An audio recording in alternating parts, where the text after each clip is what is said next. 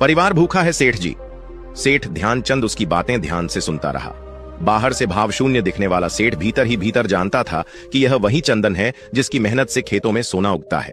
वह जानता था कि चंदन का पसीना खेत को झुका देता है, लेकिन अहंकार से भरा सेठ यह सब मानने को तैयार नहीं था। उसने एक ठंडी सांस ली और कहा, देख चंदन, मेरे पास पैसे की तो कोई कमी नहीं है, लेकिन हर किसी की मदद करना मेरे बस की बात नहीं। सोच कर बताऊंगा। चंदन निराश जरूर हुआ, लेकिन हिम्मत नहीं हारी।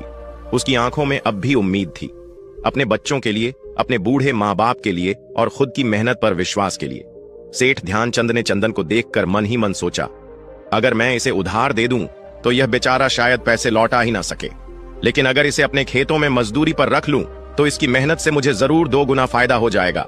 फिर उसने एक चालाक व्यापारी की तरह चंदन से कहा, देखो चंदन, पैसे उधार देने की मुझ में कोई इच्छा नहीं है, और वैसे भी मेरे खेतों में पहले से ही कई मजदूर काम कर रहे हैं, लेकिन तुम पर तरस खाकर मैं तुम्हें काम पर रख सकता हूं।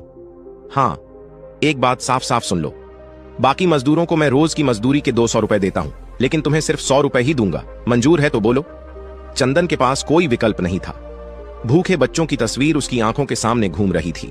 मजबूर होकर उसने सेठ की शर्तें मान ली और अगले ही दिन से उसके खेतों में काम शुरू कर दिया। चंदन ने दिल लगाकर खेतों में पसीना बहाना शुरू कर दिया। बाकी मजदूर जहां 3 महीने में काम खत्म करते थे, वहीं चंदन ने मात्र 2 महीने में ही पूरा खेत तैयार कर दिया। उसकी मेहनत, ईमानदारी और लगन ने खेतों को जैसे जिंदा कर दिया।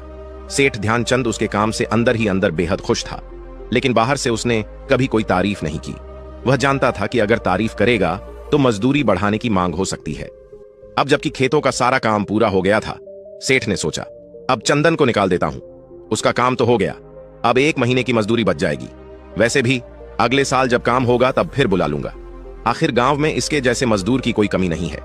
उसने चंदन को बुलाया, उस दिन की मजदूरी दी और ठंडे स्वर में बोला, अब तुम्हारी जरूरत नहीं है, जब अगली बार काम होगा तो बुला लूंगा। चंदन के चेहरे का रंग उड़ गया। 2 महीनों से भले ही कम पैसे मिल रहे थे, पर उस मजदूरी से उसके घर में चूल्हा जल रहा था। उसने कांपती आवाज में कहा, सेठ जी, कृपया मुझे काम से मत निकालिए।